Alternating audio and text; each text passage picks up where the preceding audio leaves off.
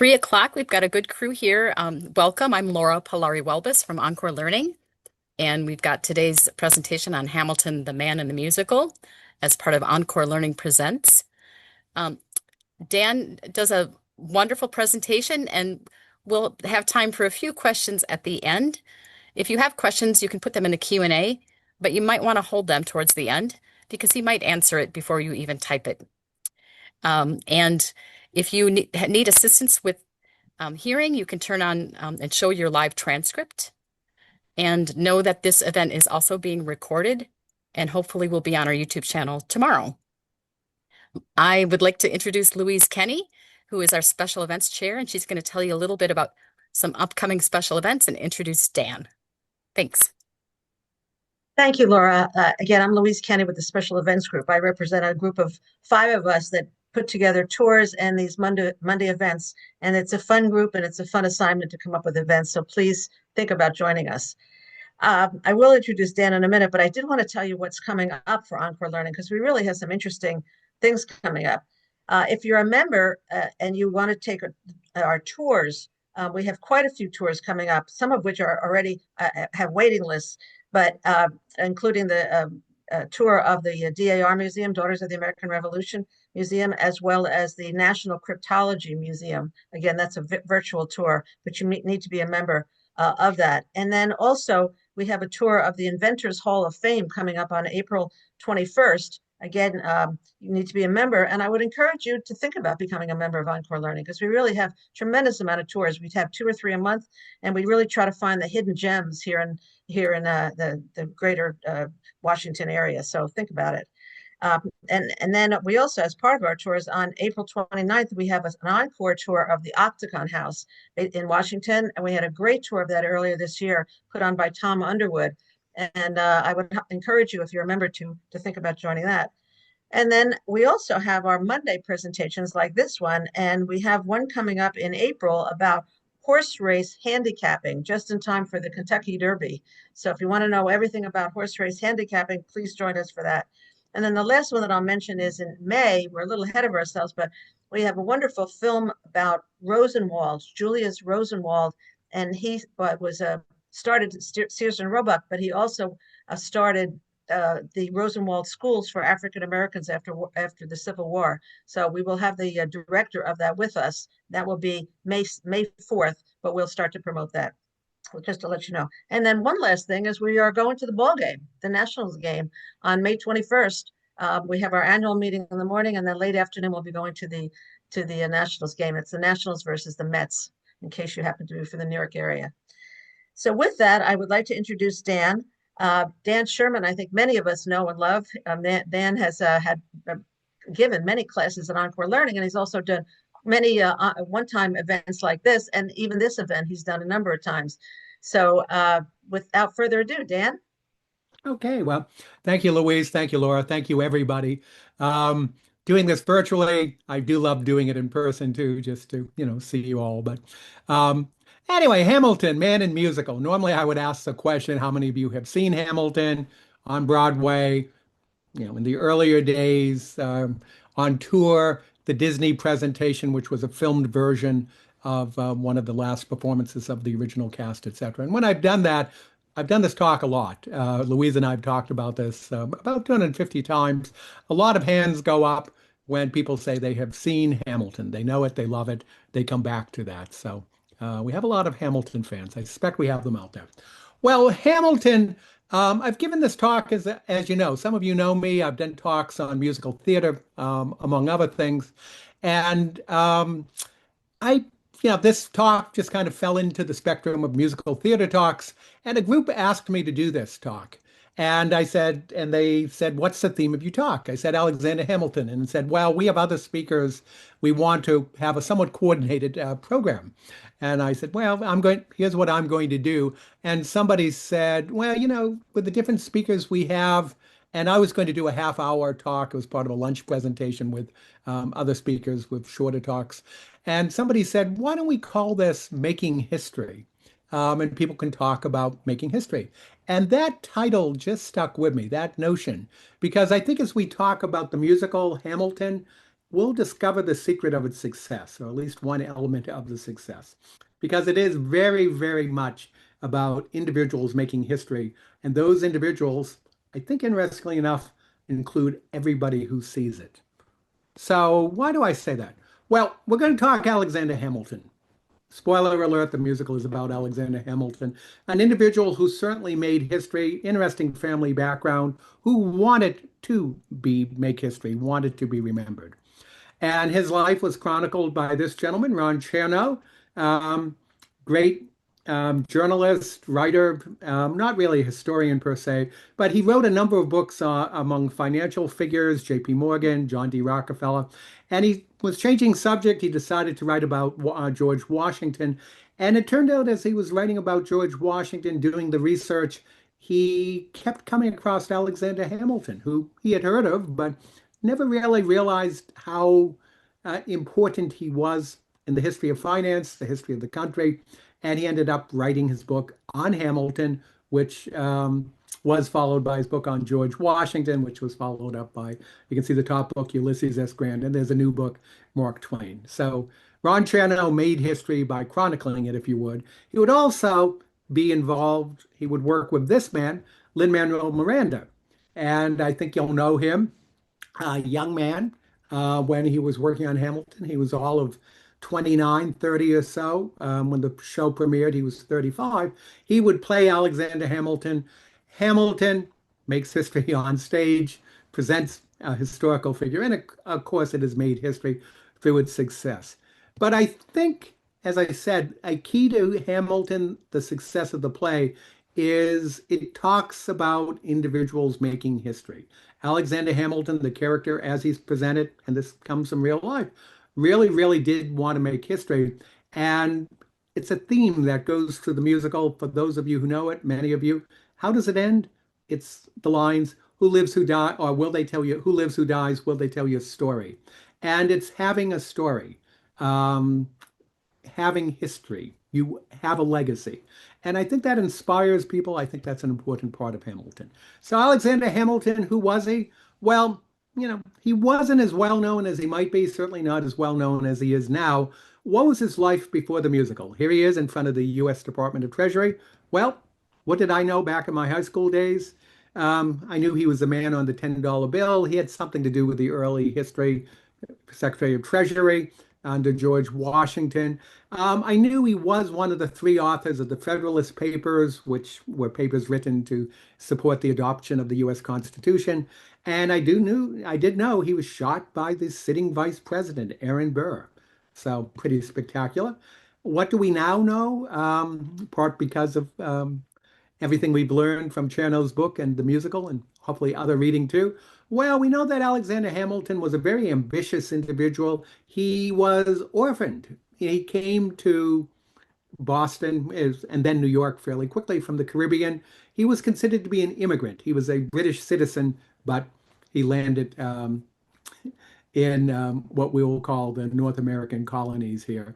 And he was an outsider. He was not like your typical founding father. You can think Thomas Jefferson, Madison, Washington, whose families were well established, who were landed, generally had money, etc. But he came here, he came as the teens. His family background, I'll just leave it at this, a little sketchy. He was called a bastard. His mother's marital status when he was born, certainly questionable, but his mother's going to die when he's quite young. He'll come to this country really with nothing. Absolutely brilliant individual, very, very hardworking politician, writer. I say writer and politician. When you go down to Mount Vernon, I was in the library, I saw the complete works of Alexander Hamilton, 29 thick volumes of mostly letters, but pamphlets. Hamilton wrote nonstop. And he had something to say. Remember, he's doing a lot of his writing during the founding era, the founding of the country. And he spends his time writing his beliefs, his policies for what the country should be. And he's not always getting along with people. One person he did not get along with terribly well, Thomas Jefferson, becomes a very important fight, if you will, sense of what government should be. He is responsible for DC as the nation's capital. You can blame him that this wetland swamp became the capital of the nation here. Had a very significant role in the Revolutionary War, and he's only in his early 20s. In the play, he's called Washington's white right-hand man. Washington had a military family. Hamilton was very, very much part of it here. He was involved, didn't know this in high school. I would have paid attention if I had, that he was involved in a very well-known sex scandal. Not the first, and I don't believe the last here. Involved in a number of duels. Duels usually didn't happen. They were near duels. People would challenge each other. They'd resolve their differences. But one duel he got involved with, it didn't actually lead to a field of dueling, field of honor, but was James Monroe. And typically, when you have a duel, you have your seconds, the individuals who are going to work together, trying to sort things out so you don't actually end up shooting at each other. It turned out James Monroe had a second. The fellow's name was Aaron Burr. Alexander Hamilton's dueling wasn't that common, never has been. Last duel was 1957. But Hamilton's own son was killed in a duel in the same place with the same pistols 4 years before Alexander Hamilton here. And Alexander Hamilton, for all of his achievement, all of his accomplishment, he was either 49 or 47. We're not quite sure when he was born here. And he was a has-been. He was out of office. He'd been somewhat disgraced. His party was falling out of favor, etc. But he ended up being hugely influential. He, at the time, but more importantly, going ahead. And particularly in terms of economic policy, the nation that Hamilton envisioned many ways is what our nation became. So we'll talk about that. So how in the world did we get from Alexander Hamilton to a musical? Well, it turned out there's a young man, you see him in a hammock here, Lin-Manuel Miranda, who liked history, had written a show, had been in a show called In the Heights, had won Tony Awards, had done very well for itself. He was taking a break. He stopped at the airport, bought his books. You can see the label here if you look carefully. Picked up this thick book on Alexander Hamilton, and he loved it. And he got in touch with the author, Ron Chernow, and he said, I'd like to write some songs about the life of Hamilton. Kind of surprised Ron Chernow with this. And what I'd like to do is, wasn't thinking of a Broadway show, but rather the notion of a concept album. You would put songs together, maybe it turned into a show, but more importantly, just the songs would represent the story, the character. Remember the big Brown album, Jesus Christ Superstar? That was a concept album, which eventually turned into a movie show. Same thing with Les Mis. So Lin-Manuel Miranda reads the Chernow biography, loves it here. And he is invited to the White House in 2009. President Obama, this is April, I believe, is president. He puts together an event, the president, of spoken word and poetry. And Lynn's invited. He has a little bit of time, and people think, well, maybe he's going to do a song or two from In the Heights, his show. Instead, he surprises everybody. He does a song about Alexander Hamilton. And that goes, not a good word in, after the pandemic, viral, but people see it. They love it. It does very well at the White House. We'll see a little bit of it. And for the next few years, 5 or 6 years, he's spending his time writing songs of what will become the musical Hamilton. There's about 43 songs, I believe. And there's workshops, etc. But ultimately, it shows up off-Broadway Public Theater in 2015, pretty quickly moves up Broadway to the Rogers Theater, where it's been since 2015. So count 10 years. I was lucky enough to see it in 2015 at a reasonable price before the tickets got expensive. Well, I don't need to tell you the show was hugely successful, won every possible award, and continues to be successful. Its cast album, I believe, is the best-selling cast album of all time, or certainly up there. Has a lot of good competition, of course, here. So Hamilton toured, and as I mentioned, Disney, this is back in 2020, or what Disney did is they filmed the original cast as they were leaving Hamilton. I forgot what the year of that was. Maybe it was 2017 or 18, doesn't matter. But they filmed it. They were going to show it in 2021 in the theater, but with the pandemic, people sitting at home, they decided to put it on the air. You can still see it, and it's well worth seeing, and I would recommend it, even if you know the show. go back and see it. It's a different perspective seeing it, filmed as opposed to the stage picture. But you can watch it, you can see the closed captions. It's really a nice way of seeing the show. It's a nice reference. Worth signing up for Disney. I signed up for a month. A lot of other people did. It was a heck of a lot cheaper than buying a ticket. So what I'd like to do is show you a little bit of Lin-Manuel Miranda at the White House in 2009, introducing Hamilton to the world, if you will. And this came from an event that was done at the National Archives, this documentary. It's a short documentary, 10 minutes. I was lucky enough to be there, 10 minutes long. And there's going to be some material which Laura's going to put up related to Hamilton on the website. And you'll be able to see this. You'll be able to see an interview. You'll see some other material related to Hamilton. But here's Lin introducing Hamilton. You can see the reaction, people going, what is he singing about? Wow, we like it. My God. How does a bastard orphan son of a whore and a Scotsman dropped in the middle of a forgotten spot in the Caribbean by providence, impoverished and squalor, grow up to be a hero and a scholar? The $10 founding father without a father got a lot farther by working a lot harder, by being a lot smarter, by being a self-starter. By 14 they had placed him in charge of the trade and charter, and every day while slaves were being slaughtered or carted away across the waves, our Hamilton kept his guard up. Inside he was longing for something to be a part of. The brother was ready to beg, steal, borrow, or barter. Then a hurricane came and devastation reigned, and our man saw his future dripping down the drain. Put a pencil to his temple, connected it to his brain, and he wrote his first refrain, a testament to his pain. Well, the word got around, they said this kid is insane, man. Took up a collection just to send him to the mainland. Get your education, don't forget from whence you came, and the world is gonna know your name. What's your name, man? Alexander Hamilton. His name is Alexander Hamilton, and there's a million things he hasn't done, but just you wait, just you wait.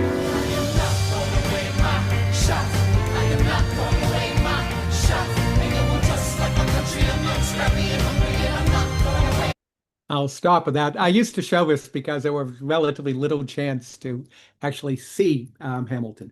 Well, that song did very, very well. As I said, it was there. And Lin would develop it, and it would become the opening of the show. That number would. And what you'll see here, you'll get to hear that song in full. You'll also get to see all the words that go along.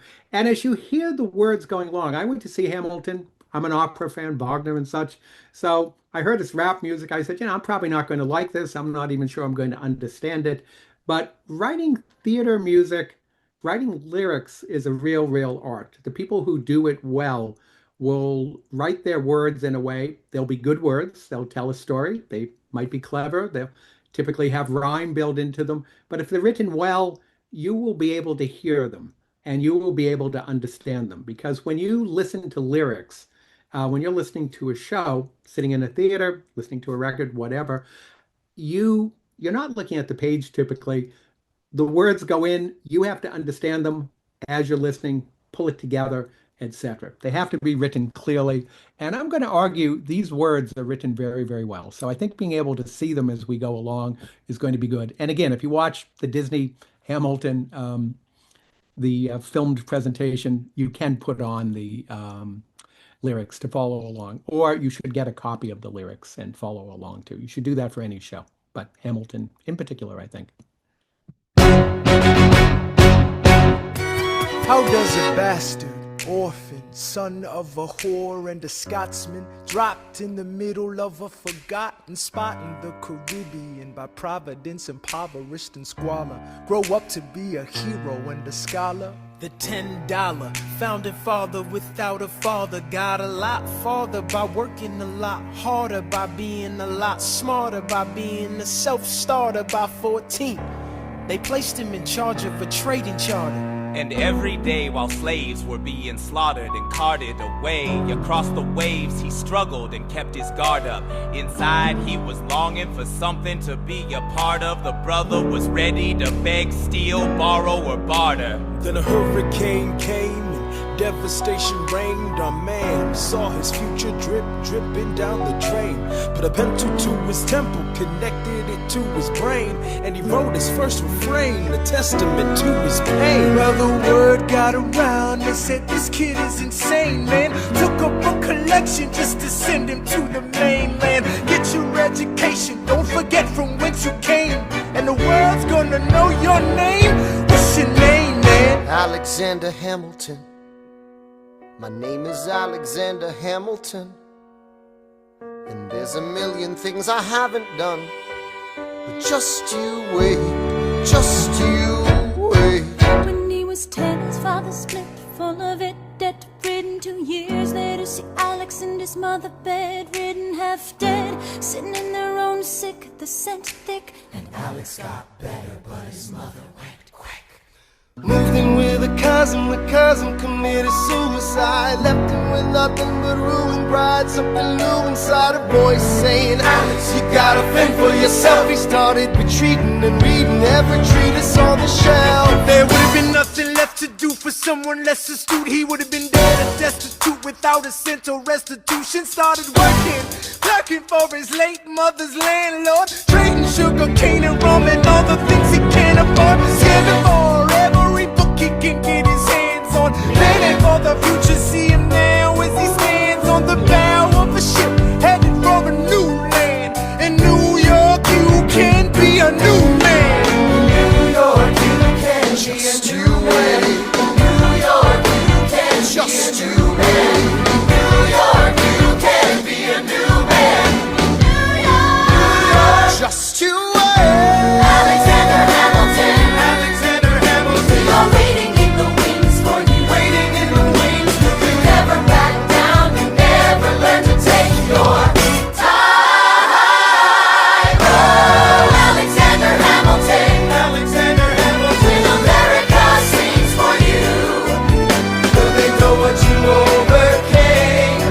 Will they know you rewrote the game? The world will never be the same. the ship is in the harbor now. See if you can spot him. Another immigrant coming up from the bottom. His enemies destroyed his rep. America forgot him. We fought with him. Me, I died for him. Me, I trusted him. Me, I loved him. And me, I'm the damn fool that shot him. There's a million things I haven't done, but just you wait. What's your name, man? Alexander Hamilton. So great opening, everybody on stage. These are the characters. I should have said that. The hands and applause are going up. For those of you who have seen this talk, you're going to hear this song again. So hang in there to the end. Well, I'd like to give you some points on the opening here, what we've just heard here. There's a lot of story there. If you were actually listening to the words, following along, I say 5 minutes, it's actually 4 minutes. It's Alexander Hamilton as seen by others here. And Ron Chernow said there was about 40 pages of his 800-page book here. As an aside, the 800 pages, I would say close to, Alexander Hamilton had an eventful life. And I would say close to 500 pages of the book are captured in the play. And what's surprising is what I found myself when I went and read the book, knowing the play pretty well. I said to myself, oh, I now get what those words mean. That's a reference to this. It really does tell you a lot about Alexander Hamilton here. And it's a sung through musical. There's no dialogue. And it's a long musical. It's 2.5 hours, but long in terms of the number of words. It's about 20,000 words total. And when you do the math there, that's about the speed I speak at. It's 160 words per minute. And why are there so many words there? Well, partly because it covers a lot. But in order to get those words in 2.5 hours, you have to oftentimes use musical forms where the words go by very, very quickly. You know, the rap songs will be da da da da da da da da da. But you can't write a musical entirely in one style. You mix and match. And this is true of opera, Broadway shows, certainly Hamilton. You want to mix things. Otherwise, you know, if you listen to something, it's all waltzes, it's going to get a little boring. Um, but one great thing about Hamilton is, I would say, some of the best music, including the ending, which I think many of you know. It's relatively soft music, ballad music, slow, and it almost has to be. Again, both to mix it up, but also Hamilton is going to cover just a lot of emotions and a lot of situations, and the music changes for the situation. But again, because there's so many words, it was pretty easy to use those sorts of forms here. So we got to see Hamilton. He's an outsider, he's a fighter, and he's going to overcome adversity and he's going to make history. And how do we know more about that? Well, we'll find out, but I want to tell you the structure of the show. We have two acts here. The first act is Hamilton, his early years, and what does it cover? He's going to meet his wife Eliza. He'll be involved in the Revolutionary War, and remember 1776 and all. And then we'll see him in Washington's government come 1789, the adoption of the Constitution. So a lot is covered, and that's Act One. And second act, politics decline. Two words go together here, and you'll get to see Hamilton in government, and then of course you'll see his life up to the duel and thereafter here. And throughout Hamilton, the play, the musical, you'll have Aaron Burr, who's almost a chorus. He's a counter. He, in many ways, is in the same place with Hamilton. I think the play probably plays up Burr's role more than it was, so obviously very important at the end of Hamilton's life, the duel. But I gave this talk to an inner city school. I love to tell the story.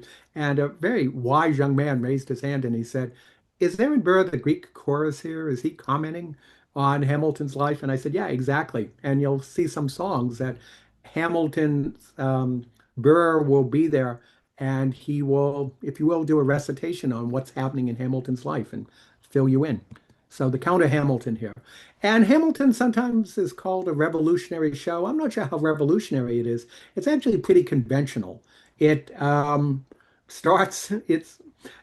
starts with people on stage. It ends with people on stage. I call that the Sweeney Todd opening, where you're introduced and wrapped up. And in between, you pretty much get the straight story of Hamilton's life. And there's, big numbers. It's really not all that unusual here.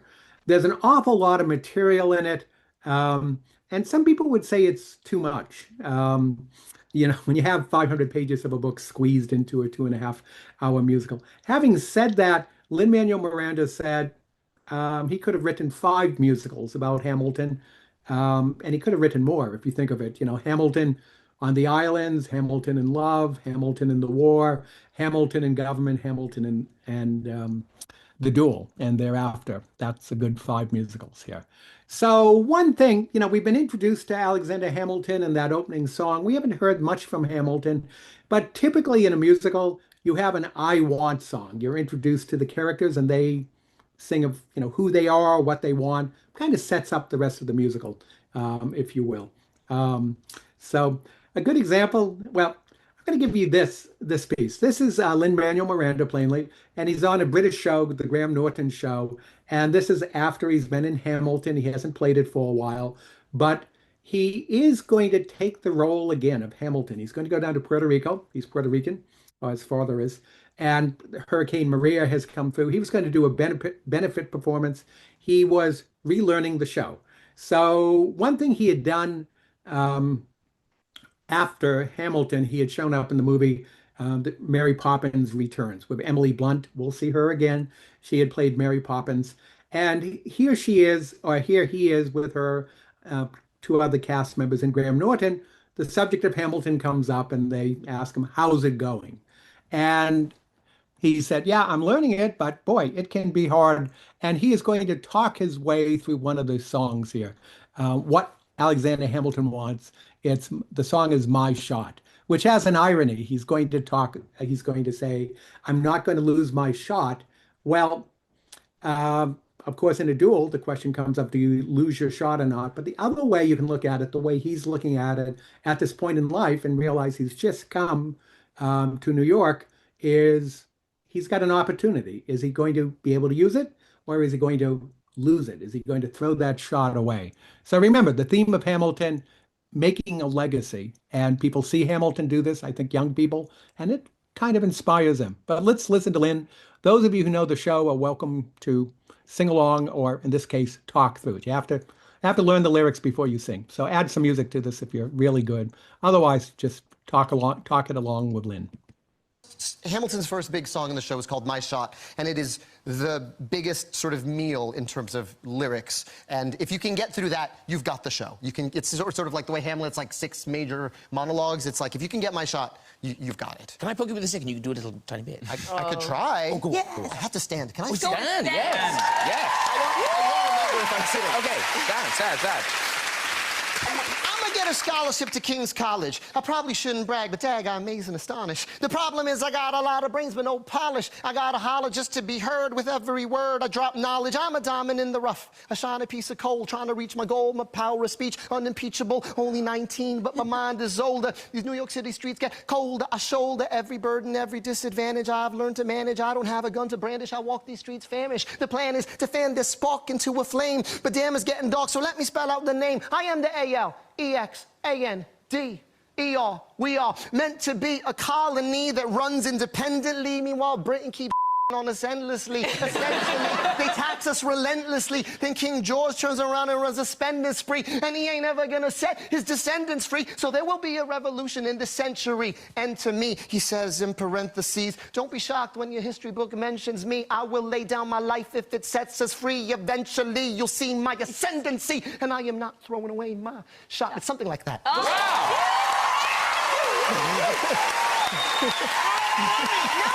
I don't know if anybody talked their way along there, but some great, great words. But you also hear the character of Hamilton. The applause is going up here.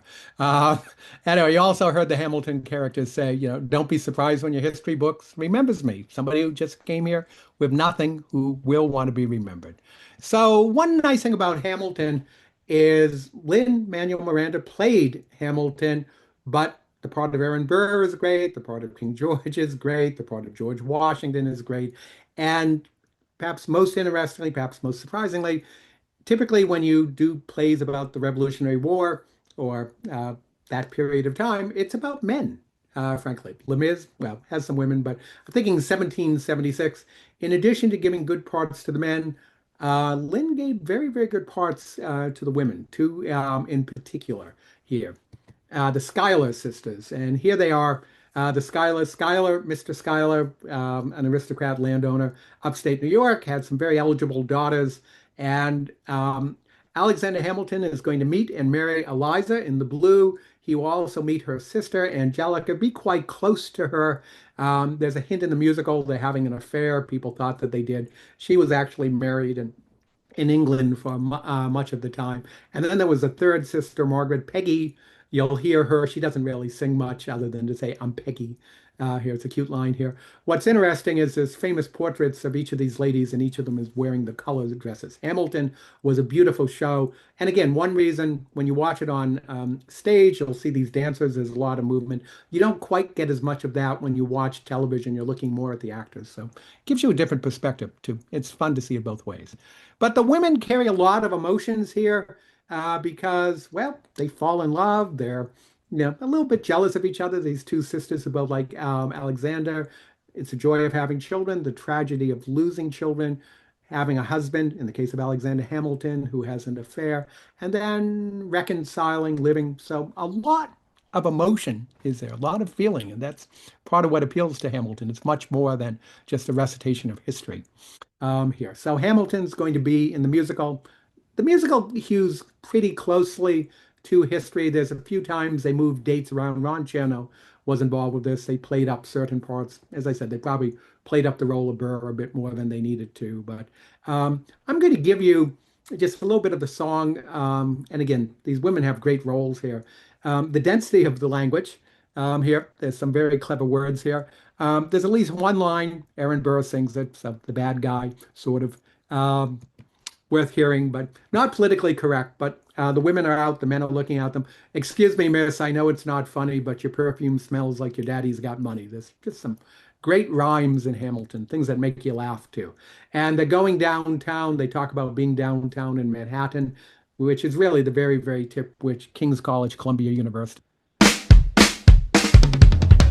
There's nothing rich folks love more than going downtown and slumming it with the poor.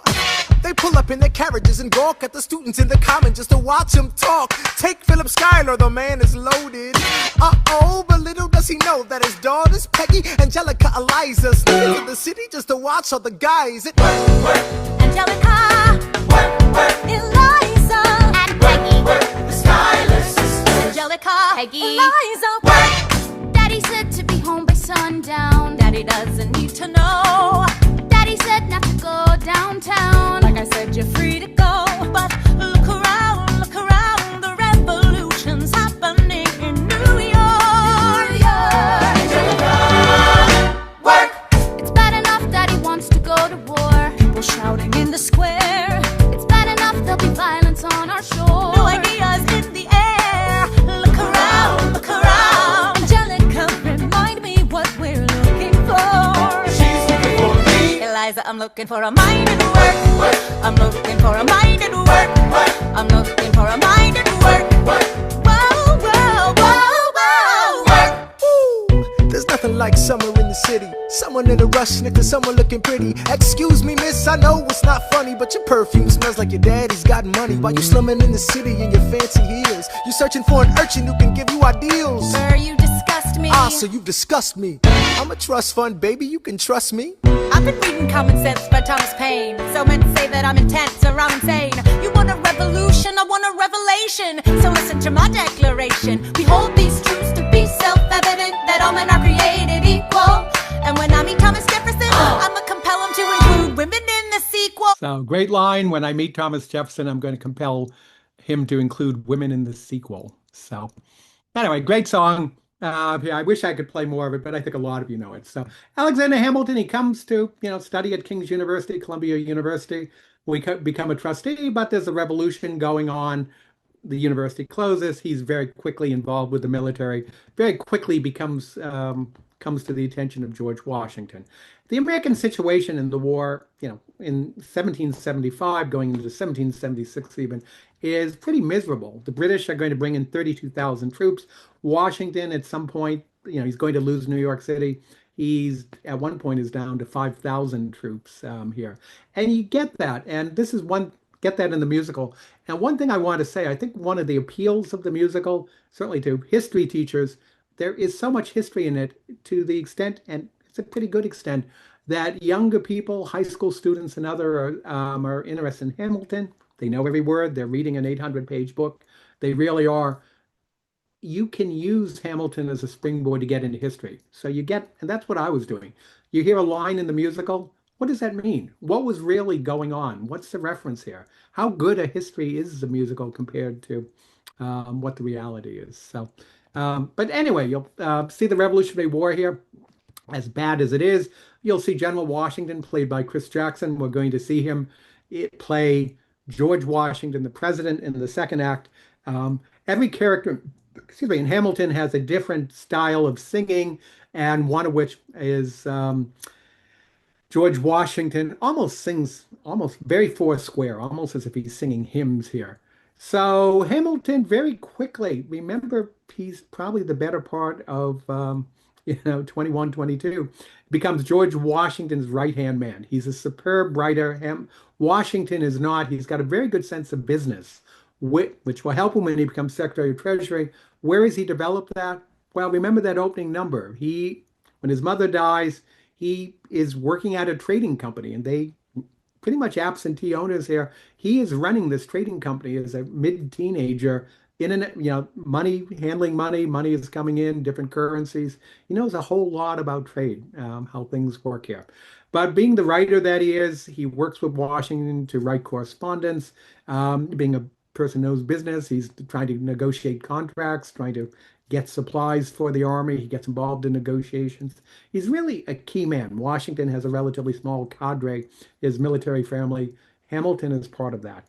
Hamilton, though, a little bit like General Marshall, wanted to get away from that desk and actually serve in the field. And he will do that in really the last important battle of the Revolutionary War, Yorktown, here. So here is an image of Washington and Hamilton down in Yorktown, breaking the British, putting a siege upon General Cornwallis and such. And he gets command.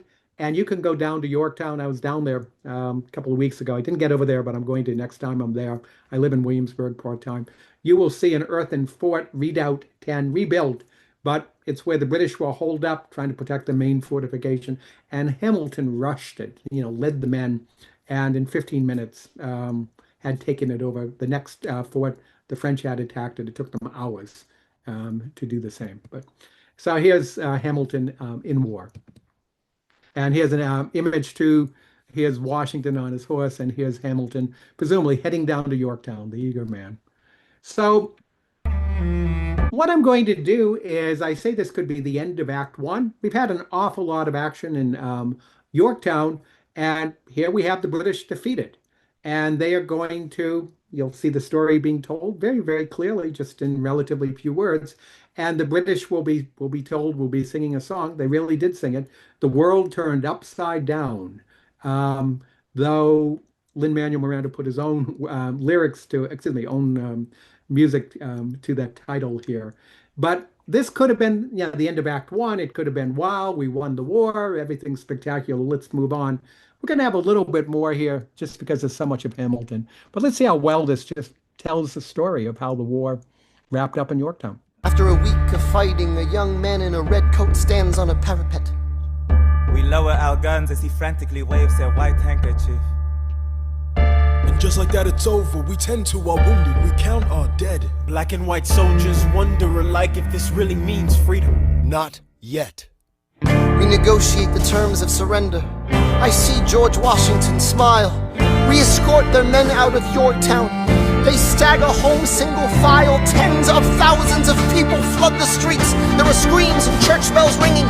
And as our fallen foes retreat, I hear the drinking song they're singing. The world turned upside down. The world turned upside down. The world turned upside down. The world turned upside down. Down, down, down, down. Freedom for America, freedom for France. Down, down. Gotta start a new nation, gotta meet my son. We won! We won! We won! We won! The world turned upside down! The world turned upside down. Well, we're going to wrap up Act One. Here, the hands come. We have people applauding here. This is fun. And we're going to see three songs here that are going to take us to the end of the act. They're going to take us to 1779, the founding of the country, of the Constitution. Well, we haven't heard from King George yet, and I think I'm expecting the hands to come up for him. But we're going to hear a breakup song. And again, everybody has their own style of music, and King George has his own style of music. He looks at the colonies as his girlfriend. It sounds like a 1960s song. We've broken up. You left me. You should come back to me. So he sings very much in a fuddy-duddy, I shouldn't say fuddy-duddy, but he sings it very much in the 1960s British breakup song, complete with, because he's the king, complete with harpsichord here. So fun song, steals the show. For those of you who know it. Then Hamilton and Burr are going to sing just an absolutely beautiful song. I may play just a little bit of it. We have a new nation at the same time. Hamilton and Burr, enemies that they will be eventually.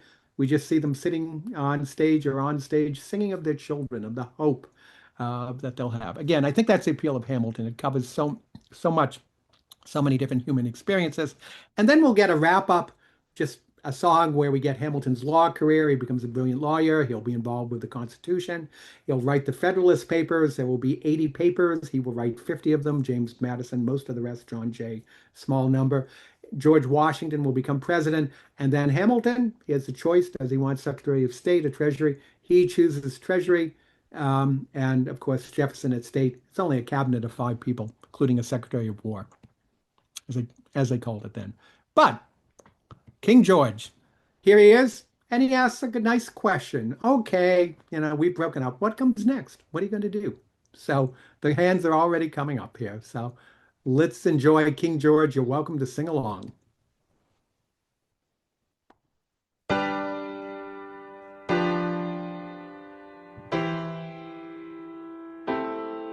You say the price of my love is not a price that you're willing to pay.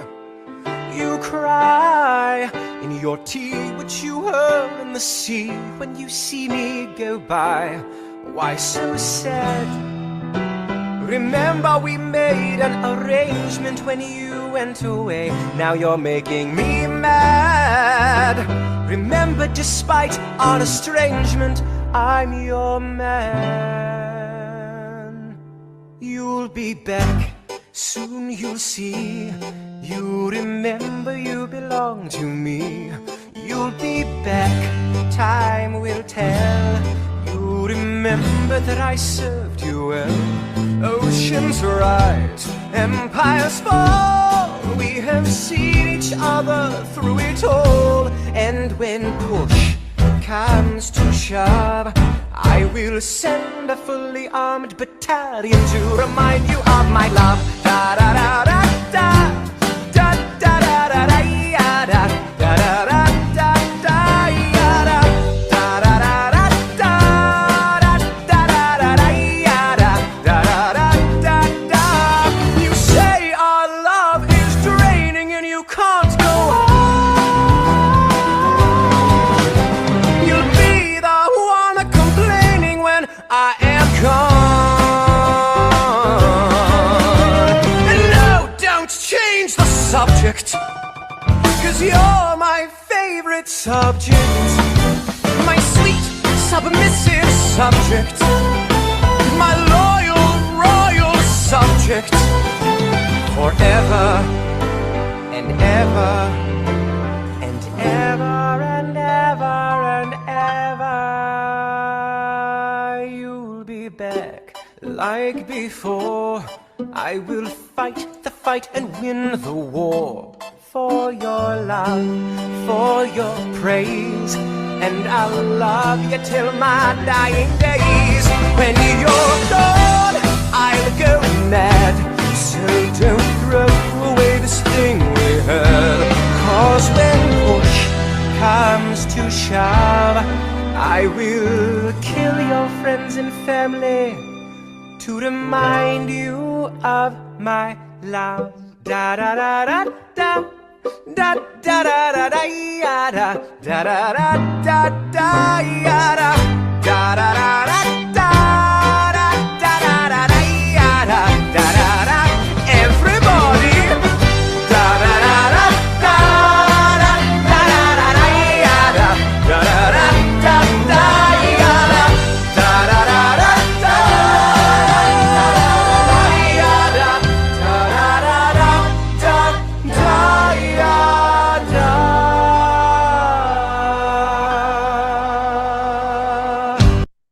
Well, that steals the show. And if you haven't seen Hamilton, if you've only heard it on record or CD, great to see the show. If you've seen the show, you'll know how funny this is. But the Disney, you'll just see how great that number is to Jonathan Groff.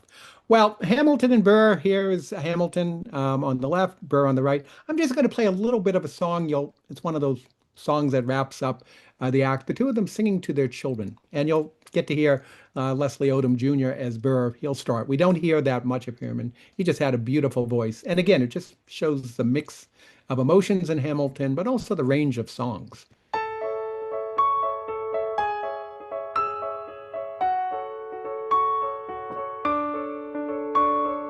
Dear Theodosia, what to say to you? You have my eyes, you have your mother's name. When you came into the world, you cried, and it broke my heart. I'm dedicating every day to you. Domestic life was never quite my style. When you smile, you knock me out, I fall apart, and I thought I was so smart. You will come of age with our young nation. We'll bleed and fight for you. We'll make it right for you. If we lay a strong enough foundation, we'll pass it on to you. We'll give the world to you, and you'll blow us all away. Someday, someday. Just a beautiful song. You will then hear Hamilton, you'll hear the two together. And again, New Nation, their children. There's a wonderful book if you don't have it. If you have Hamilton, the CDs, you'll have all the words, pretty good sized booklets. But if you like the show, there's a book, Lin-Manuel Miranda, and is here. And it pulls together all the words, it gives some notes on it, it gives a lot of background on the show, to the costumes, the history, the writing of it, some songs that were excluded, some changes. Really worth having, too. So Act Two, we have a lot to cover in a short time. We're going to see Washington, Jefferson, Madison, and Burr, really the Washington administration, mostly the first. And George Washington naively thought, perhaps with this new country, we weren't going to have partisan politics. We were all going to get along. American Revolution is amazing, seemed to be something absolutely new. People weren't going to fight. We weren't going to have political division. Well, we had very big political division, partly involving Hamilton, partly involving Jefferson, and of course, others, the factions they represented. And there's a real split, Hamilton, Jefferson here. And that's a very, very important split. And just very quickly, Hamilton was pushing, he was in most innocent, the financial side of a strong federal government, a strong executive, central banks, central currency. And Jefferson was much more, individual states, the federal government may have some role to protect the country as a whole, relatively limited. The states were going to make their decisions of what they wanted. That's a very, very important split in American history. You can think Civil War. It's, been with us to today. And Hamilton, surprisingly enough, I'm an economist by training. Who would have thought there would be an extremely popular musical where, the hero is known for what? Economic policy, the federal assumption of state debt. The states had federal government had run up the unbelievable debt of $50 million, the national government, during the Revolutionary War, and the states had run up a debt of $25 million. Well, I think we've run up that debt since, the beginning of this talk, and then some here.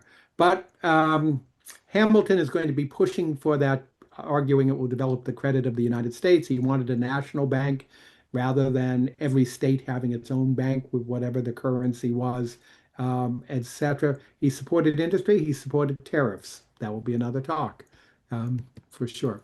Popular topic. We have Thomas Jefferson. Here is portrayed by David Diggs. Here, great. He's been in Paris. He has an old style of singing himself because he hasn't been around. He kind of sings music from 60s Detroit here. Hamilton and Jefferson, they are going to have cabinet battles, which are presented on stage, almost like boxing matches. They're rap battles. Rap battles, individuals will have a set of words they're supposed to rhyme. They rhyme them, they sing something, and then somebody else picks up the song, and the two singers go back and forth. Well, Hamilton and Jefferson are going to argue in rap style with George Washington acting as referee over the assumption of debt. So here we are. And I should mention here, there's a really excellent book by Jeffrey Rosen. Some of you may know him. He was at the Constitution Center here, but The Pursuit of Liberty, and you'll see the subtitle, How Hamilton versus Jefferson Ignited the Lasting Battle Over Power in America. That notion of states' rights, how strong should the executive be relative to Congress, etc. It just came out. Superb book, shows, Hamilton, the musical, is still very relevant, the character. So let's have a cabinet battle over economic policy. Ladies and gentlemen, you could have been anywhere in the world tonight, but you're here with us in New York City. Are you ready for a cabinet meeting, huh? The issue on the table: Secretary Hamilton's plan to assume state debt and establish a national bank. Secretary Jefferson, you have the floor, sir. And what I should say, just to explain a line here, Hamilton, of course, had his plan. He developed it very, very quickly. It's a 300-page pamphlet, which is very hard to read. It's Hamilton, good writer, but very florid. Life, liberty, and the pursuit of happiness. We fought for these ideals, we shouldn't settle for less. These are wise words, enterprising men quote them. Don't act surprised, you guys, cause I wrote them. Ow, but Hamilton forgets. His plan would have the government assume state sense. Now place your bets as to who that benefits. The very seat of government where Hamilton sits. Not true. Oh, if the shoe fits, wear it. If New York's in debt, why should Virginia bear it? Our debts are paid, I'm afraid. Don't tax the South, cause we got it made in the shade. In Virginia, we plant seeds in the ground. We create, you just wanna move our money around. This financial plan is an outrageous demand, and it's too many damn pages for any man to understand. Stand with me in the land of the free. Pray to God we never see Hamilton's candidacy. Look, when Britain taxed our tea, we got frisky. Imagine what gon' happen when you try to tax our whiskey. Thank you, Secretary Jefferson. Secretary Hamilton, your response. Thomas, that was a real nice declaration. Welcome to the present, we're running a real nation. Would you like to join us or stay mellow, doing whatever the hell it is you do in Monticello? If we assume the debts the union gets, a new line of credit, a financial diuretic, how do you not get it? If we're aggressive and competitive, the union gets a boost, you'd rather give it a sedative? A civics lesson from a slaver, hey neighbor, your debts are paid cause you don't pay for labor. We plant seeds in the South, we create, they keep ranting. We know who's really doing the Well, planting. anyway, it's a great song, but on top of that, really a lot of issues of economic policy, which, again, if we were teaching, talking about that, we could pick that up and unpack it, talk about what it means. George Washington now is president. George Washington really didn't want to be president. He would have liked to have gone back to Mount Vernon to sit under the vines and fig trees there. You can actually see them. It comes from scripture. And he had planned to leave at the end of the first term, realized was essentially pressured into a second term. He had James Madison at the end of the first term write a farewell address, stayed on that second term. He told Hamilton and asked Hamilton if he would write an address. Washington would talk it through. And of course, he could use Madison's as the base. Of course, Hamilton threw it away and wrote his own version of the farewell address. Becomes a very important document. And Washington, after two terms, he could have stayed forever, could have, been there for a lifetime. He said, no, America has to elect its presidents and move on. You can't concentrate the power in one person. There has to be peaceful transfers of power there. So here's George Washington, the farewell address. You'll actually hear some words from the address too, but George Washington, and a nice thing. Why do you have to say goodbye? If I say goodbye, the nation learns to move on. It outlives me when I'm gone. Like the scripture says, everyone shall sit under their own vine and fig tree, and no one shall make them afraid. They'll be safe in the nation we've made. I want to sit under my own vine and fig tree, a moment alone in the shade, at home in this nation we've made. One last time, one last time.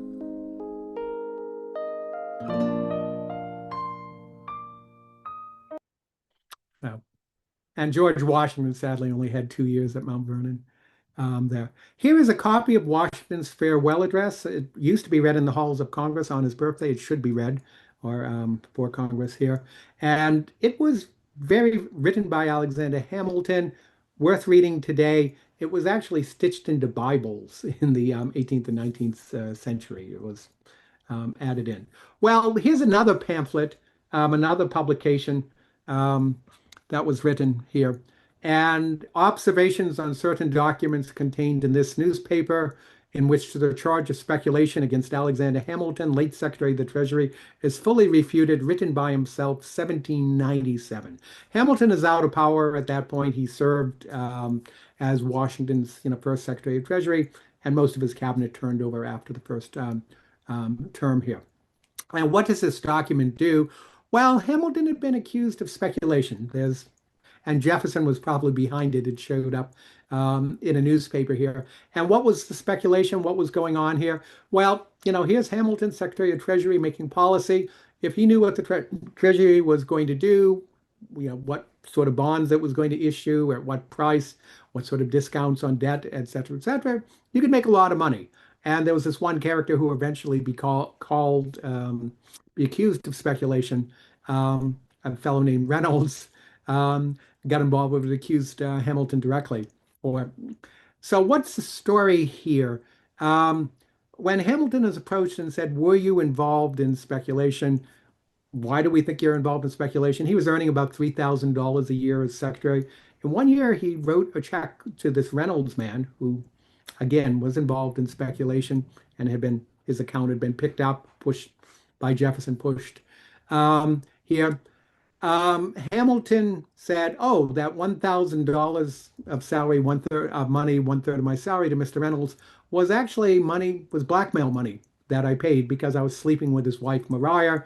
My wife was away visiting her family, the Schuyler's in upstate New York, and Mrs. Reynolds, seduced me, and she would come. The husband found out about it and basically said, "We're, going to make you pay for this. Keep doing what you're doing." So Hamilton wrote a 97-page pamphlet, thought, everything was explained, that he was off the hook. Well, he really wasn't. It did not help his reputation, and it did not help him at home with Mrs. Hamilton, who's going to sing a beautiful, beautiful song. She was very much in love with Hamilton, and she burns all of his letters, essentially, or her letters, I should say, too. And this is just a lovely song. A very, very wronged woman here.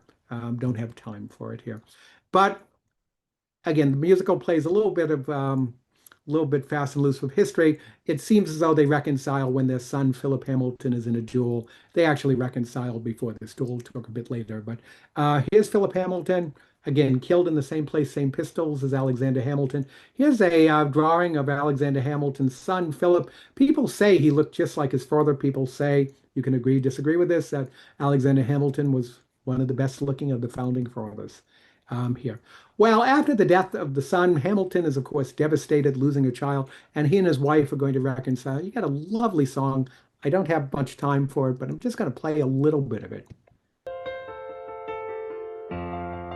There are moments that the words don't reach. There is suffering too terrible to name. You hold your child as tight as you can and push away the unimaginable. The moments when you're in so deep, it feels easier to just swim down. The Hamiltons move uptown and learn to live with the unimaginable. I spend hours in the garden. I walk alone to the store, and it's quiet uptown. I never liked the quiet before. I take the children to church on Sunday, a sign of the cross at the door, and I pray. That never used to happen before. If you see him in the street, walking by himself, talking to himself, have pity. Philip, you would like it uptown. It's quiet uptown. He is working through the unimaginable. His hair has gone gray. He passes every day. They say he walks the length of the city. You knock me out, I fall apart. Can you imagine? Just a beautiful song. And again, it shows the range of Hamilton. Well, getting back to the story of politics, the election of 1800, here, this is where we now have political parties. Hamilton's out of office. He still has a lot of influence. It's a Federalist Party, but there's a new party by Jefferson here. And John Adams, followed up. George Washington here wanted to run for re-election. Hamilton did not like him here, and he actually did his best to sabotage him here. And he denounces him, tries to get another person in, and that falls through. So we had a very, very strange election here. Basically, Adams is eliminated here, and we have an electoral tie between Jefferson and Burr. And the way the Constitution worked at this point, it was going to be amended shortly after this, that the person who got the most electoral votes, remember, people don't elect presidents, electors do, here, you essentially would have whoever got the most votes would become president, and then whoever got the second number of votes would become vice president. And it was usually arranged they'd be the idea would be the same party, but it just didn't work out that way. And so I went to the House, and the House had 35 votes. It was very dramatic. There were even hanging chads there, the equivalent of what we had in the year 2000 here. And people went to Hamilton and they said, well, boy, do you want Jefferson? Do you like Burr? You know them both. You certainly didn't get along well with Jefferson here. We don't have President Burr. We have President Jefferson. Because Hamilton ultimately came around and said, vote for Jefferson here, and Burr becomes the vice president. That's obviously didn't help with good feeling between Burr and Hamilton, but that's not the cause of the duel 4 years later. So Hamilton, how do we know what he thought of the two? Here's a letter he wrote. There is no doubt that upon every virtuous and prudent calculation, Jefferson is to be preferred. He is by far not so dangerous a man, and he has pretensions to character. Not exactly a great endorsement. But compared to Burr, as to Burr, there is nothing in his favor. His private character is not defended by his most partial friends. He is bankrupt beyond redemption, except by the plunder of his country. His public principles have no other spring or aim than his own aggrandizement. So Hamilton, if you can imagine this, said vote for the lesser evil. So we get the duel of 1804. What is really surprising about the duel of 1804, in the musical, it's only about 5 minutes, as important as it is here.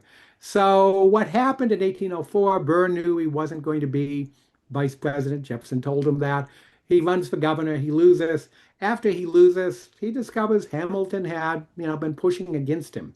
And he picks up a newspaper, Burr, and somebody says, I had dinner with, Hamilton, Colonel Hamilton. And he said Burr was despicable.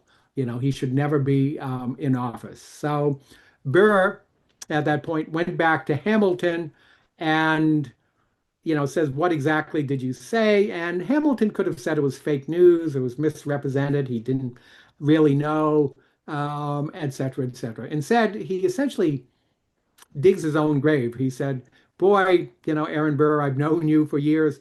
There's so many bad things I could have said about you. Do you want me to make a list? And it went back and forth and ultimately ends up in a duel. And we know how that went. So what happens in the duel? We get the rules of dueling. We've heard them before, beautifully told. And we have Hamilton with his gun, with a bullet. Now he's wondering, should he lose his shot? And in this context of dueling, we heard it earlier, I'm given opportunity.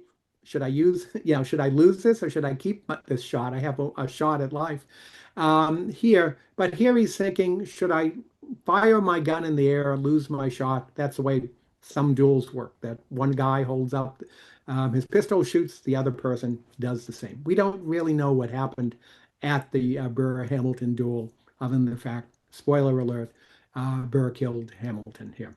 But we're going to see this done very, very quickly, and we're going to have Hamilton wondering about his legacy.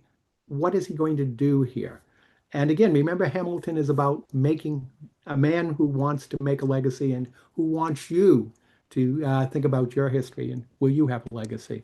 So here's the duel as you see it, and we're going to hear it. And what's fascinating about this is we get the rules of dueling, and then we have virtual silence as Hamilton is looking back on his life, trying to decide what to do as the duel proceeds. But before we get there, I almost forget the slide here. We're going to have Hamilton's farewell to Eliza. It's not much of a song. It's almost a throwaway, you would think.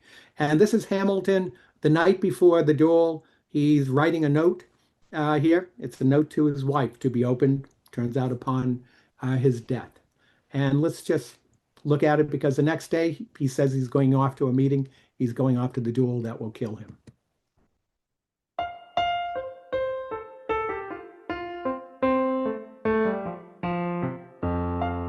Alexander, come back to sleep. I have an early meeting out of town. It's still dark outside. I know.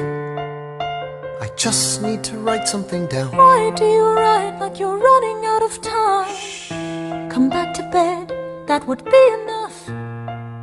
I'll be back before you know I'm gone. Come back to sleep. This meeting's at dawn. Well, I'm going back to sleep. Hey, best of wives and best of women. So we have this song here. Hamilton did indeed write a note to his wife Eliza before the duel, and he did end it with the words "best of wives and best of women." What's interesting is after the Hamilton book came out before the musical, Ron Cherno's wife died, Valerie, and on her tombstone is the words, or are the words, best of wives and best of women. So has real meaning, I think. Yeah. So here's the duel. Hamilton considering his legacy.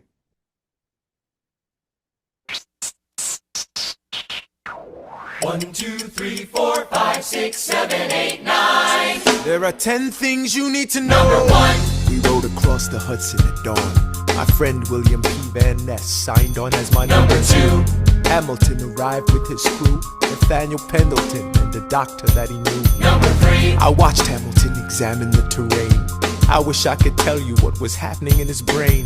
This man is poisoned by political pursuits. Most disputes die and no one shoots. Number four. Hamilton drew first position, looking to the world like a man on a mission. This is a soldier with a marksman's ability. The doctor turned around so he could have deniability. 5. Now I didn't know this at the time, but we were near the same spot. My son died, is that why? 6. He examined his gun with such rigor. I watched as he methodically fiddled with the trigger. 7. Confession time, here's what I got. My fellow soldiers will tell you I'm a terrible shot. Number 8. Your last chance to negotiate. Send in your second, see if they can set the record straight. They won't teach you this in your classes, but look it up. Hamilton was wearing his glasses. Why? If not to take deadly aim, it's him or me. The world will never be the same. I had only one thought before the slaughter. This man will not make an orphan of my daughter. Number 9. Look him in the eye, aim no higher. Summon all the courage you require. Then count. 1, 2, 3, 4, 5, 6, 7, 8, 9. Number 10. Paces fire. I imagine death so much it feels more like a memory. Is this where it gets me? On my feet, several feet ahead of me. I see it coming. Do I run or fire my gun or let it be? There is no beat, no melody. Burr, my first friend, my enemy. Maybe the last face I ever see. If I throw away my shot, is this how you remember me? What if this bullet is my legacy? Legacy. What is a legacy? It's planting seeds in a garden you never get to see. I wrote some notes at the beginning of a song someone will sing for me. America, you great unfinished symphony you sent for me.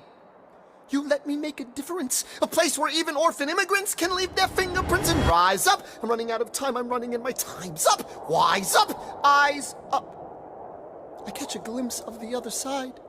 Lawrence leads a soldier's chorus on the other side. My son is on the other side.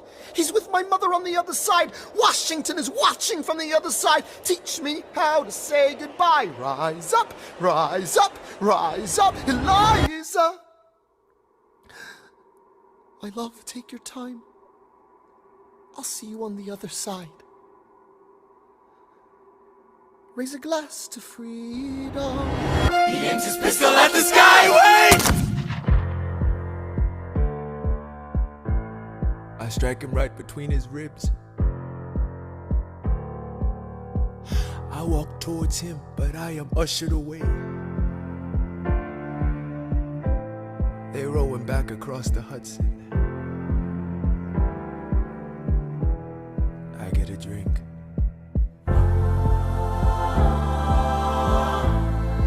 I hear wailing in the street.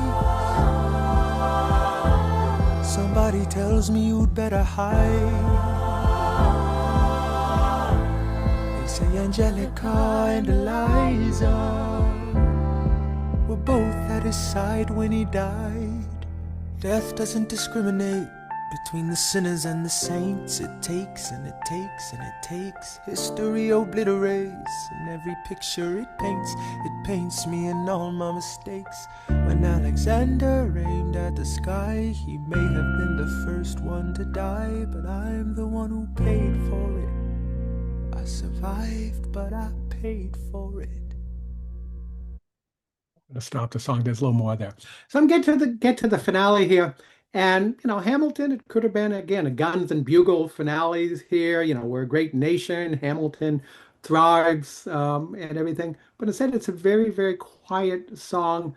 Name of the song is Who Lives, Who Dies, Who Tells Your Story? Asking the question, will they tell your story? Will you have a legacy? Will you make something of yourself? And question Hamilton asked himself, something I think the show inspires us to do. Let me tell you what I wish I'd known when I was young and dreamed of glory. You have no control. Who lives, who dies, who tells your story? President Jefferson. I'll give him this. His financial system is a work of genius. I couldn't undo it if I tried. And I tried. Who lives, who dies, who tells your story? President Madison. He took our country from bankruptcy to prosperity. I hate to admit it, but he doesn't get enough credit for all the credit he gave us. Who lives, who dies, who tells your story? Every other founding father story gets told. Every other founding father gets to grow old. And when you're gone, who remembers your name? Who keeps your flame? Who tells your story? Who tells your story? Who tells your story? I put myself back in the narrative.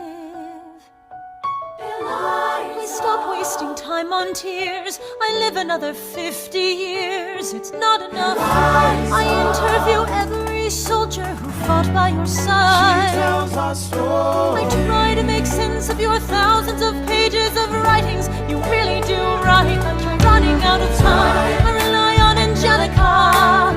While she's alive, we tell your story. She is buried in Trinity Church near you. When I needed her most, she was right on time. And I'm still not through. I ask myself, what would you do if you had more time? The Lord in His kindness, He gives me what you always wanted. He gives me more time. I raise funds in D.C. for the Washington Monument. She tells my story. I speak out against slavery. You could have done so much more if you only had time. And when my time is up, have I done enough? Will they tell your story? Oh, can I show you what I'm proudest of? The orphanage. I established the first private orphanage in New York City. The orphanage. I helped raise hundreds of children. I get to see them growing up. In their eyes I see you, Alexander. I see you every time. And when my time is up, have I done enough? Will they tell your story? Oh, I can't wait to see you again. It's only a matter of time. Will they tell your story? Who lives, who dies, who tells your story? Will they tell your story? Who lives, who dies, who tells your story?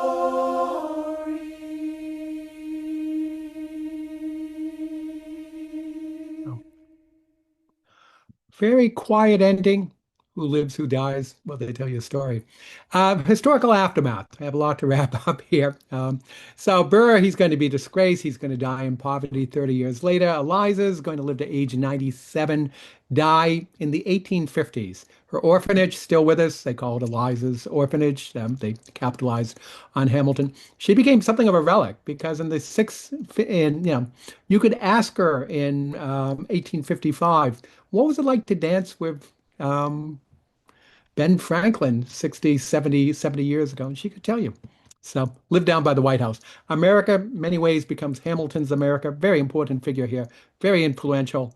I think most importantly, there was talk of taking him off the $10 bill. He was a big proponent of what the federal government does in terms of Treasury. Secretary of Treasury at the time was a big fan of Hamilton, as were others back in 2017. He stayed there. Excuse me, I wanted to sum up the show. And I think what Hamilton does is a musical here, and as a book too, and Chano's going to do the same thing with his George Washington book. He makes these characters very human. And these are real people. We can identify with them. If you go down to the National Archives, you'll see George Washington's in a toga um, and all here. But this, they're not these marble statues. I'm holding up a little statue of Hamilton I have here. And I think you like them more when you realize they had their faults. And in some ways, they're a lot like us. Hamilton, the musical, and the book too, makes history interesting, and it's relevant. What was going on in George Washington, Hamilton's time, still relevant today. But what Hamilton the musical does so well, I think, makes it interesting for younger people here, and hopefully wanting to learn more along the way here. And again, the whole musical is challenging people to have a legacy, to tell this story too. And again, I think this makes it much more than theatrical entertainment. You can compare it, say, to Les Mis. Les Mis is a good example. Nobody is going off, I think, to read the Victor Hugo book, not many at least. And most people don't even know what French Revolution it is. It's a great story, but it doesn't have the inspiration that Hamilton does. It doesn't have the motivation here. So just sum up a little more here. Certainly, we have its fans. We have some here. We have a lot of younger people, including all of you here, bringing new people in here. And Hamilton, people say it's revolutionary. It revolutionizes theater because it uses, contemporary music and speech that goes with it. But really, that's the history of American musical theater. If you go back, those who've taken my classes, American musical theater, 1910, 1920, 1930, was drawing a lot on European sources, English music hall, Viennese operetta, etc. Well, Irving Berlin brought in music of the immigrants, George Gershwin, others, Harold Arlen brought in music of African Americans, jazz here. So Hamilton is very much of that tradition, if you will, keeping the musical fresh here. And it's a lot of fun to see. I know I'm almost at time and we have questions. The message, of course, remember this is what Hamilton is about. It ends. Who lives, who dies, who tells your story, will they tell your story? What I'd like to do, I could take questions, but Laura willing, maybe we'll go a minute or two over here. But there was a young lady named Aubrey, and you may remember there's something called the pandemic, and I have to remember the date, 2020 here. And John Krasinski, as we were sitting at home, this is March or April or so, put together a show, John Krasinski of Office fame, Good News. And he was there. He'd be with his wife, Emily Blunt. Remember, we saw her earlier. She had worked with Lin-Manuel Miranda when she played Mary Poppins. He was in the show. Well, the good news here, this young lady was, for her birthday, was supposed to go off and see Hamilton. And John Krasinski got word of her love for Hamilton. So when this pandemic ended, everybody thought it was going to be a month or two. She would be able to go up to New York and see Hamilton. Well, that didn't happen. But here, she's got the tickets. And it turns out she gets a pretty good gift for her 9th birthday. That's a good cheer-up movie. I love hearing that. Since Lin-Manuel Miranda kind of was in it on one Broadway, it was kind of the same. He is in it. I mean, he's not like the best part of it, obviously. Clearly, I'm the best part of it. Yeah, Lin is not a good part in the movie. He is a okay part. He's kind of like a backup dancer. He's kind of like a backup dancer, I would say. He's kind of like a b-boy. I mean, I forget that he's even in it. Hello? Oh, wow. Hang on a second. I was in Mary Poppins. Lin-Manuel Miranda?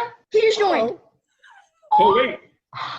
Hey, Lynn, I didn't know you could Zoom bomb, man. That's a little Lynn, weird. This is a Zoom bomb. She's here to see Mary Poppins, not Jack the Lamplighter. Yeah, okay? exactly. Hi, Aubrey. How are you? I'm so sorry you didn't get to see Hamilton. I'm so glad to meet you.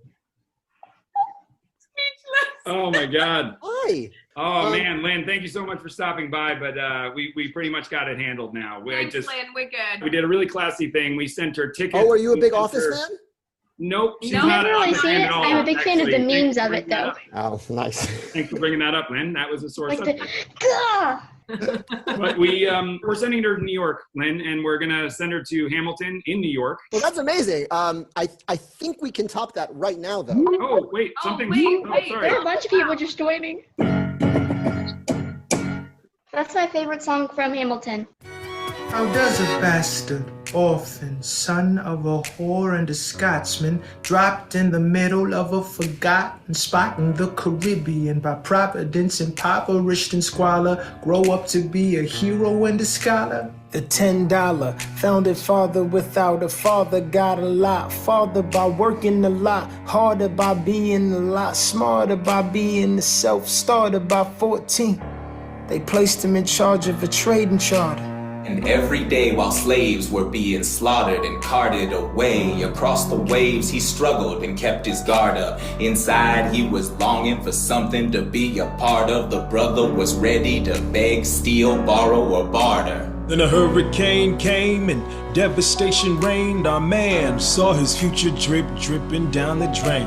Put a pencil to his temple, connected it to his brain, and he wrote his first refrain, a testament to his pain. The word got around, they said this kid is insane, man. Took up a collection just to send it to the mainland. Get your education, don't forget from whence you came, and the world's gonna know your name. What's your name, man? Alexander Hamilton. My name is Alexander Hamilton. And there's a million things I haven't done. But just you wait, just you wait. When he was 10, his father split, full of it, debt-ridden. 2 years later, see Alex and his mother bedridden, half dead, sitting in their own sick, the scent thick. And Alex got better, but his mother went quick. Moved in with the cousin committed suicide. Left him with nothing but ruined pride. Something new inside, a voice saying, Alex, you gotta fend for yourself. Started retreating and reading every treatise on the shelf. There would have been nothing left to do for someone less astute. He would have been dead and destitute without a cent of restitution. Started working, clerking for his late mother's landlord, trading sugar cane and rum and all the things he can't afford. Scanning for every book he could get his hands on. Planning for the future, see him now as he stands on the bow of the ship, heading for a new land. In New York, you can be a new man. In New York, you can be a new man. In New York, you can be a new man. In New York, you can be a new man. In New York, New York, Just you wait. Alexander Hamilton, Alexander Hamilton. We are waiting in the wings for you. Waiting in the wings. You can never back down. You never learn to take your time. Oh, Alexander Hamilton, Alexander Hamilton. America sings for you. Will they know what you overcame?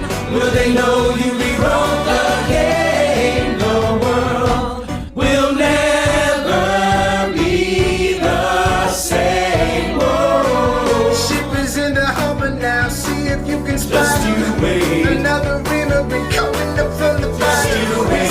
He's destroyed his rep, America forgot him.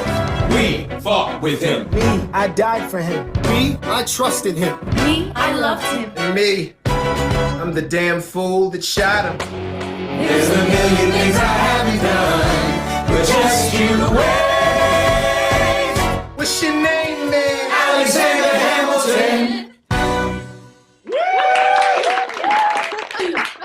If you can't go to Hamilton, we're bringing Hamilton to you. Pretty special. This little girl, for her birthday, had Hamilton brought to her. I assume she got to Hamilton. 12, 13 million people went to see this.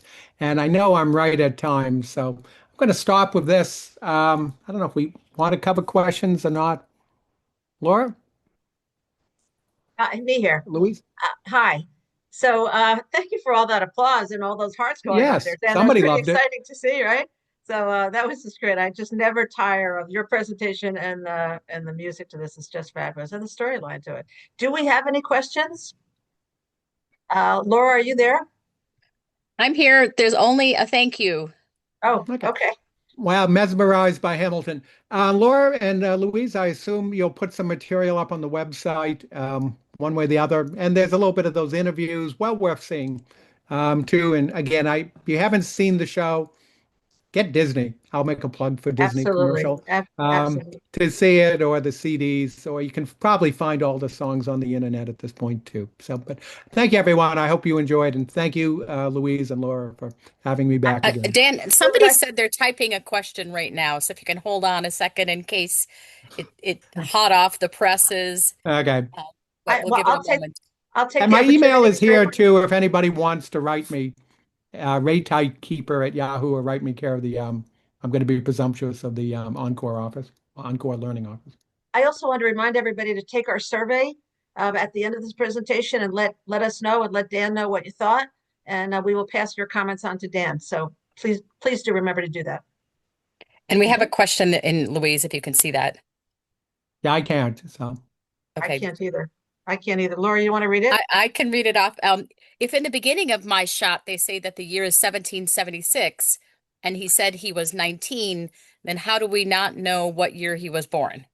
Well, it's kind of funny. They made a compromise. They weren't sure. He was either 18 or 20, so they decided on 19 to give it one number. Okay, so, thanks. I'm not sure the math worked there, but anyway, yeah, they made up an age. They weren't sure, and I think they took the average of the two. Must be a mathematically inclined person or a lawyer. That's why you like them. You're math oriented.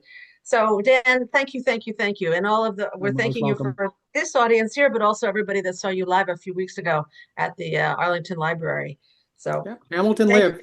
So thank you. Thank you, everybody. Also, don't forget to come out to join us for other tours and presentations that are coming up.